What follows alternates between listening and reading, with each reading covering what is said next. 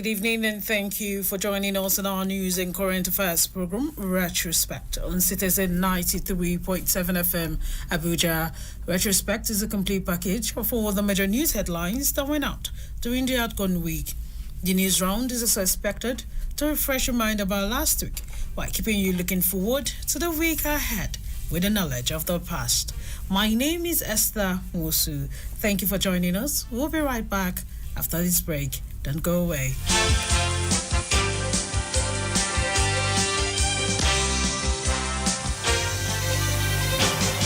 Did you miss out on the news during the week? Not to worry. Retrospect is here to make up for the missed information.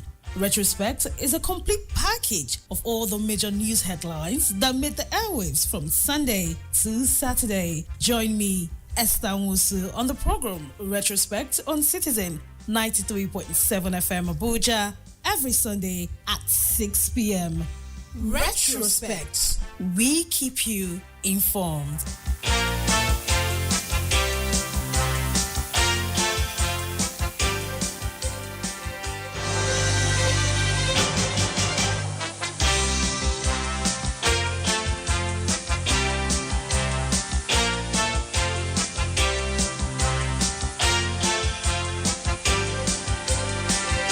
Welcome back. We begin the week with Monday when federal government disclosed that it remains committed to reducing maternal mortality rate in Nigeria by 20% before 2027. The Minister of State for Health and Social Welfare, Isiaku Salaku, stated this on Monday in Enugu State during the presentation of 10,000 professional kits to midwives by the wife of the President, Remi Tinubu.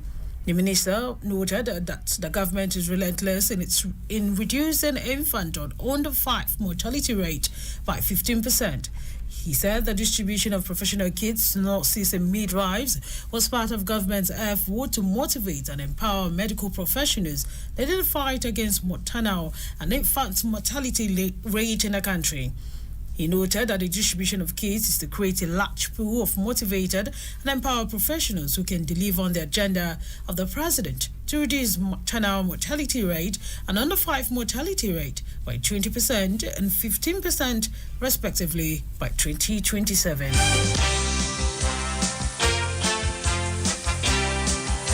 Minister of Works David Umahi has hailed the impact of President Bola Ahmed Tinubu in the southeast and the entire country in general. The minister spoke at the 2025 Salah celebration with the buoyant Muslim community in Abakaliki, capital of the state. He credited Tinubu with reversing years of federal neglect in the southeast.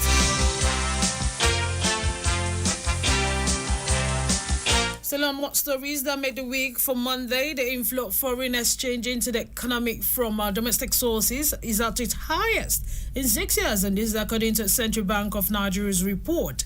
The report showed a broadly steady business expansionary trade despite marginal fluctuations across the sector. This comes as the forex inflows from domestic sources into the Nigerian foreign exchange market rose to a 6-year high on the back of strips increase in inflows from private sources, others than the CBN.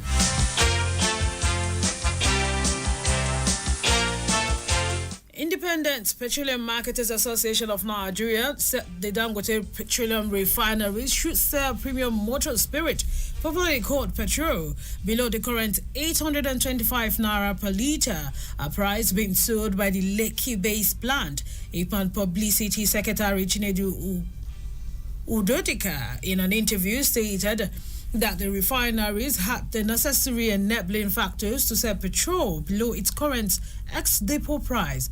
Okadika, reacting to a comment about the president of the Dangote Group, Aliko Dangote, what other West Africans.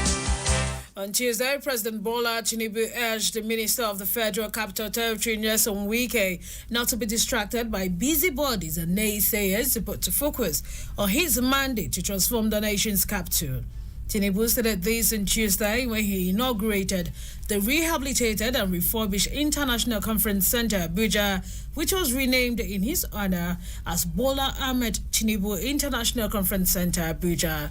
The president said his administration was aware that modern infrastructure remained the backbone of economic prosperity. The president further informed his political friends, appointees, and government officials that there won't be free usage of conference centers for social or corporate events. Away from that, federal government's first quarter 2025 savings following the removal of petrol subsidies increased by more than 500% compared to previous records. A period, according to data released by the National Orientation Agency. The agency, in its newly released report titled 2 years later, Key Benefits of Subsidy Removal, noted that the subsidy removal has led to a significant increase in government revenue as the Nigerian National Petroleum Company Limited began transferring savings to the Federal Account Allocations Committee. The 45th edition of the NOA's The Explainers focuses on President Tinubu's 2023 subsidy removal, which ended decades of economic strains.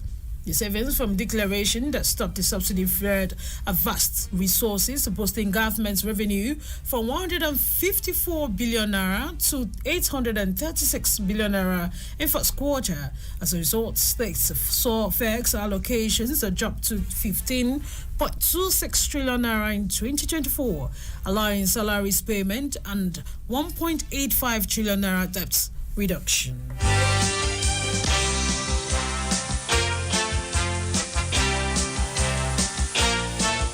Minister of Communication, Innovation and Digital Economy has partnered with Meta to launch the Lema Impact Accelerator, promoting impactful AI development in Africa. In Nigeria, the Minister, Dr. Bosu Tijani, confirmed this in a statement released on Tuesday by Ms. Shade Dada, Head of Public Policy for Anglophone West Africa at Meta. Tijani described the partnership as a significant step in Nigeria's mission to nurture a thriving AI ecosystem and drive national development through innovation. He said government views AI as a key tool for addressing national challenges. The program will equip innovators with vital tools and expert guidance.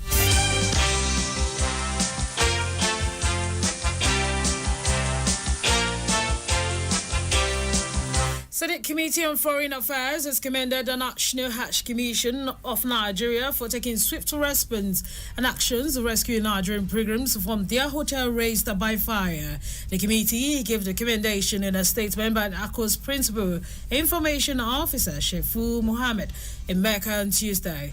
Mr. Mohammed said the committee, led by Senator Ali Ndome, paid a visit to the Emeritus Sanan Hotel, where a fire incident occurred on June 7.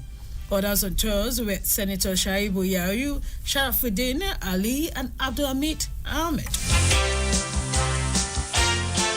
And on that note, we end the stories that was in the news for Tuesday. As we look at more stories that made the headline for Wednesday.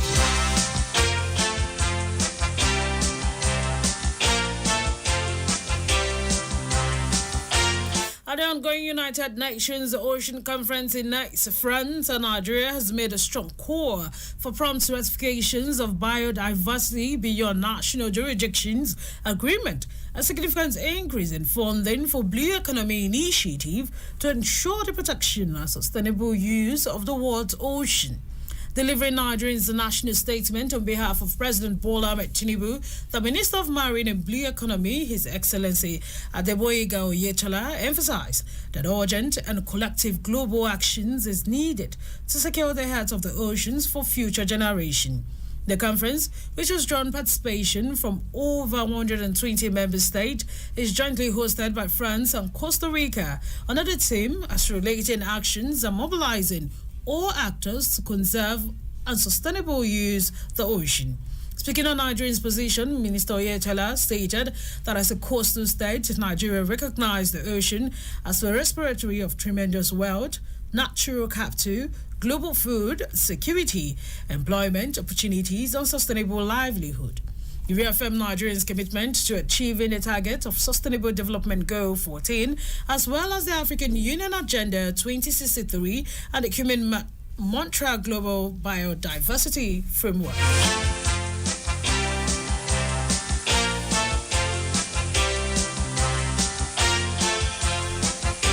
Federal federal government cancelled traditional military parade for the 2025 Democracy Day celebration slated for June 12. Instead, Mr. President was meant to deliver a nationwide broadcast at 7 a.m. addressing Nigerians on the state of the nation and the country's democratic journey. It was reported that the president will appear before a special joint sections of the National Assembly at noon, focusing on Nigerians' democratic development, national unity, and institutional reforms. June 12 marks a significant day in Nigerians' history, commiserating the country's journey towards democracy. The day is a reminder of the struggles and sacrifices made by democratic heroes, including MKO Abiola. It serves as an opportunity for reflection and renewed commitment to the national development.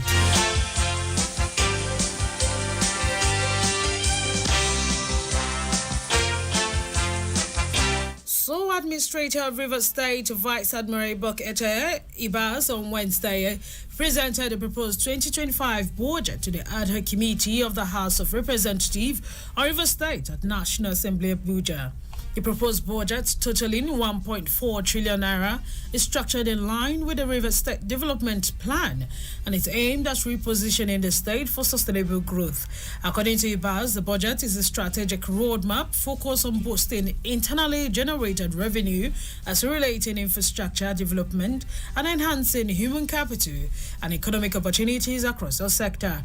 The retired Naval Chief was appointed sole administrator by President Bola Ahmed Tinubu on March 18, 2025, following the declaration of a state of emergency in the state.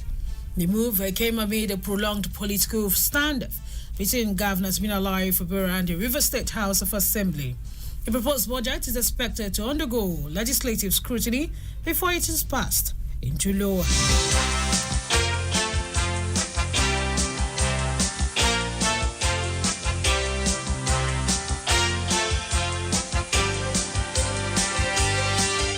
You are listening to Retrospect on Citizen 93.7 FM Abuja. We'll be right back after this break. Don't go away.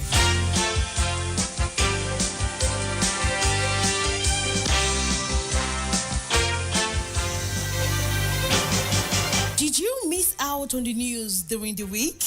Not to worry. Retrospect is here to make up for the missed information.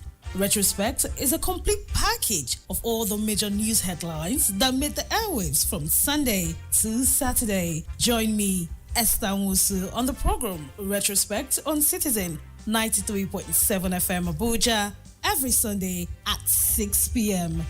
Retrospect. We keep you informed.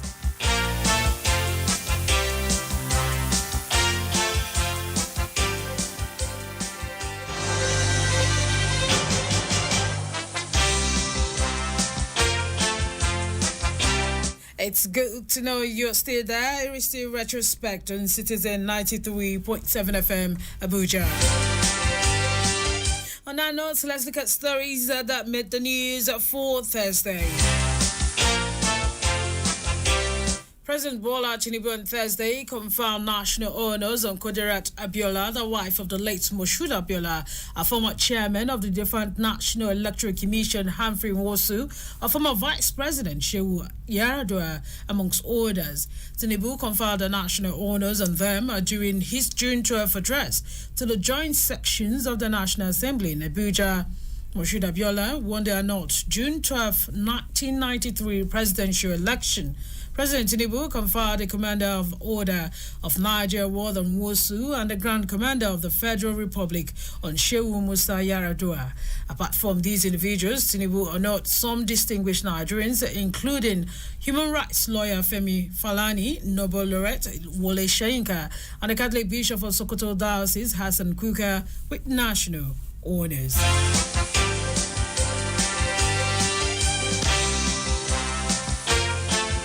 National Assembly showered a crown on President Bola Tinubu on his occasion of Democracy Day celebration on June 12th.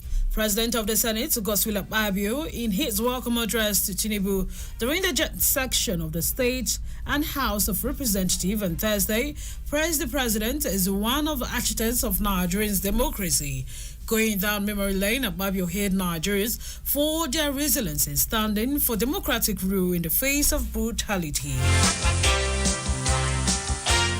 Away from that, President Bola Tinubu inaugurated the newly completed Artery Road N16, Shehu Shagari Way in the Federal Capital Territory.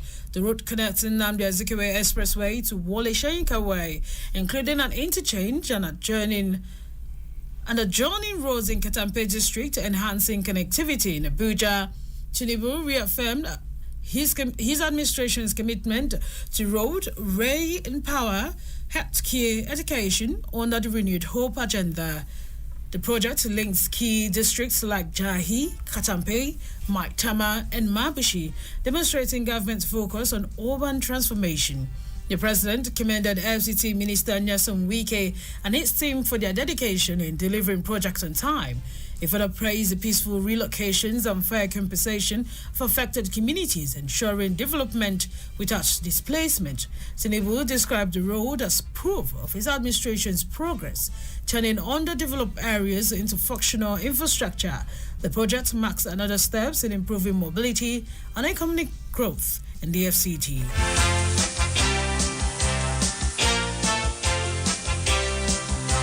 Chief of Air Staff Marshal Hassan Abubakar has emphasized the urgent need for agile and sustainable strategies to counter asymmetric threats. Abubakar highlighted that logistics should no longer be viewed as a mere support role, but rather as a key enabler of frontline combat capabilities. In a significant move to enhance operational efficiency, the Nigerian Air Force successfully converted 4 previously owned fuel tankers into specialized aircraft refueling browsers. This development was disclosed in a statement by the Director of Public Relations and Information at NAF headquarters, Air Commander Ejime Hedome.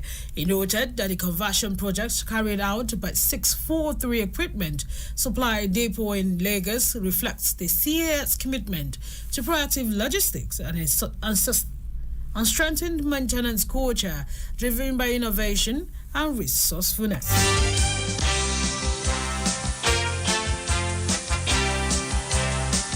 Meanwhile, troops of the armed forces operating under Operation Fasten Yama achieved a major success in the fight against terrorism in Zamfara State on June 10th.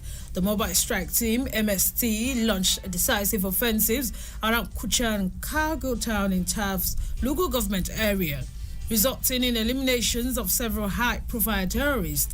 Among those killed was a notorious terrorist identified as Auta, along with his associate, Abdu, Jamilu and Salisu.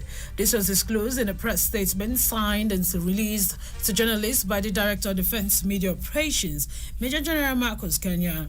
He confirmed that the group has been involved in multiple acts of violence and terrorism in the region. The operation is being hailed as a significant blow to criminal elements destabilizing peace in Zamfara State.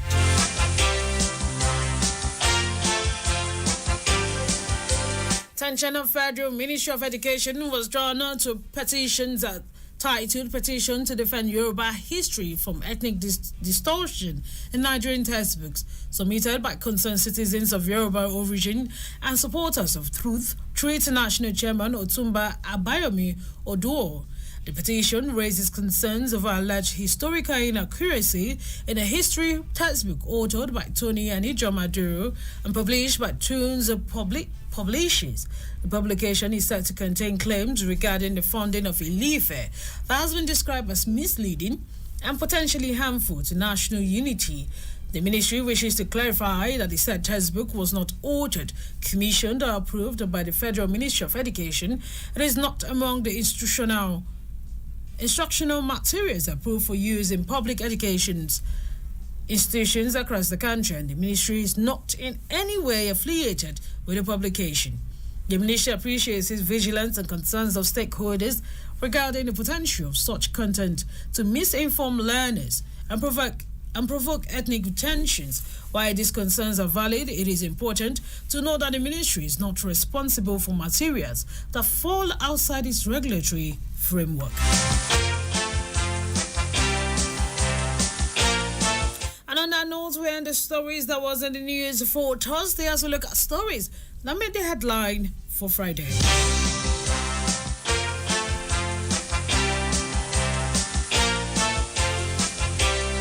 Minister of Information and National Orientation Mohammed Idris reaffirmed federal government's commitment to rebuilding the nation's economy, restoring investors' confidence, and deepening democratic values.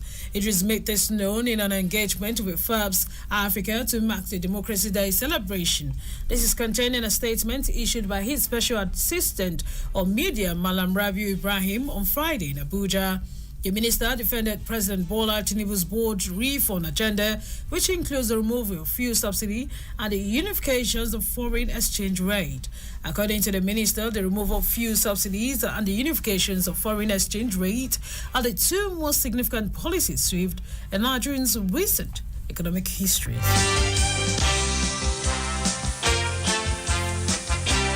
Nigerian Governors Forum commended Nigerians for the successes recorded by the country in its 26th year of unbroken civil rule. NGF restated its members' commitment to work with the federal government and other stakeholders to deepen democracy. In a statement on Friday by its chairman, Abdurrahman Abdurazak, the forum described June 12 as watered in our national history. He said despite the challenges the nation and citizens have encountered in the democratic journey, appreciable progress has been recorded. The statement reads on behalf of colleagues in the Nigerian Governors Forum. He congratulates all Nigerians on the commemorations of Democracy Day, June 12, as watered in our nation's history.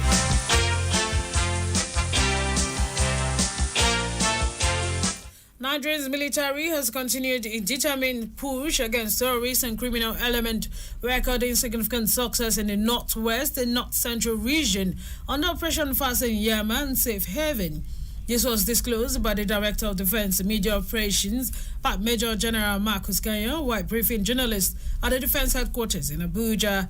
He noted that troops of Operation Fasten Yama carried out a series of coordinated offensive operations between 6th and 11th of June 2025 across Zamfara, Sokoto, and Kebbi State, fighting patrols in Sakifa, Maru, South, and Zumi local government area of Zamfara State, Tangaza and Isi local government area of Sokoto State, and then Wasugu local government area of Kebbi State, led to eliminations of several terrorists.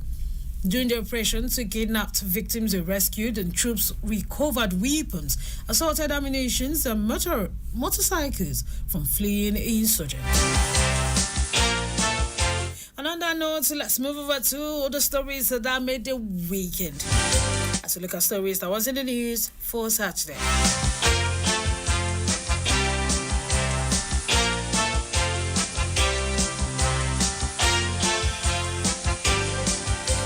President Bola Tinubu came with fresh warning yesterday to opposition parties to put their houses in order before the 2027 general election.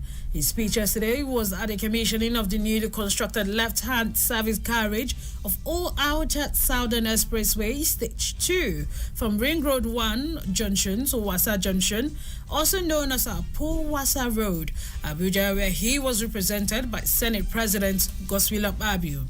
Federal Capital Territory Minister Nyesom Wike, whose ministry executed the project, said at the ceremony that he had no regret for naming the newly refurbished International Conference Center after the president.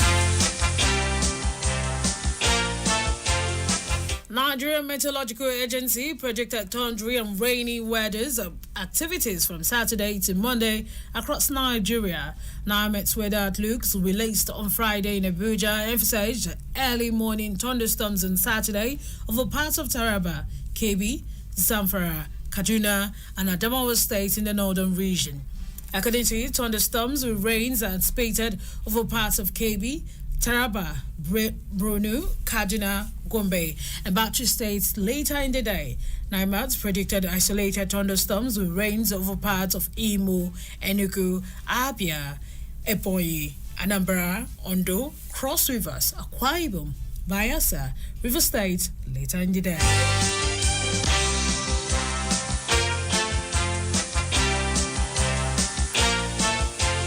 Away from that, Minister of Aviation and Aerospace Development Festus Keyamo directed aviation agencies to investigate the incident involving Senator Adams Oshomole and officials of Air Peace Airlines at Muritala Mohammed International Airport, Lagos. A row broke out on Wednesday at the domestic wing of the airport Terminal 1 in Lagos between Senator Oshomole and Air Peace Airline officials who alleged that the senator arrived after boarding process has ended and the plane departed. Reacting to the development yesterday via a post on his official X handle, Keyamo directed aviation agencies to thoroughly probe the issues and revert to his office. He noted that the investigation would enable the sector to deal with issues in such a way as to guide future conduct in similar situations. The minister, however, did not give a timeline for the conclusion of the investigation.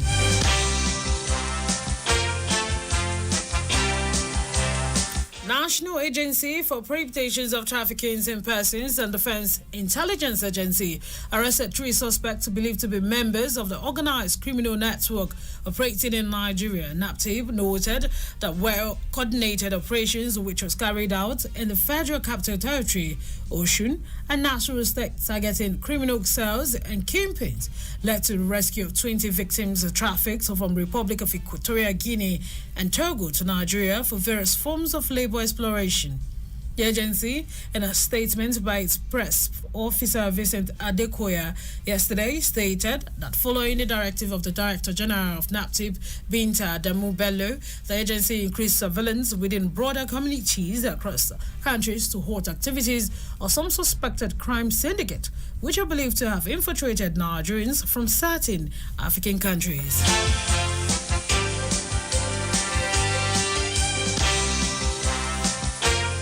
National Hajj Commission of Nigeria has begun the inboard transportation of Nigerians pilgrims, and 1,310 of them have already returned home from Jeddah, Saudi Arabia. Data released by Malam Shaifu Mohammed, Principal Information Officer NACO, said the 4 designated Nigerians Hajj air carriers recorded a total of 4 flights.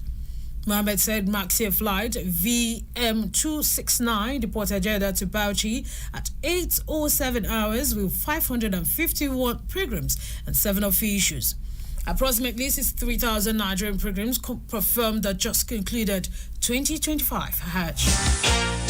Meanwhile, National Hajj Commission of Nigeria has commended Saudi Arabia's authorities and Delilah Al-Ma'im Transportation Company for their unwavering support and hospitality extended to Nigerian pilgrims during the 2025 Hajj. Nako Malashaifu Mohammed in Mecca on Friday. Usman spoke during a dinner hosted in honor of Nako by Delilah Al-Ma'im in Mecca to mark the successful conclusion of Hajj rite. The NACO chairman commended Dalai Al-Malim for their participation and exemplary service in facilitating the movement of Nigerian pilgrims across the holy site. He highlighted their cooperation, generosity, and display of Islamic brotherhood throughout the operations. He further paid glowing tribute to the government of Kingdom of Saudi Arabia for its tireless effort in organizing and securing a smooth Hajj for millions of pilgrims. And that's our package of the program Retrospect on Citizen 93.7 FM Abuja. You can follow us on our social media handles on Facebook at Citizen FM Abuja, on Instagram at Citizen FM 937, on Twitter, not known as X, at Citizen FM 937. You can also check us out on our website on citizenfm.ng. Let's make it a date, same time next week.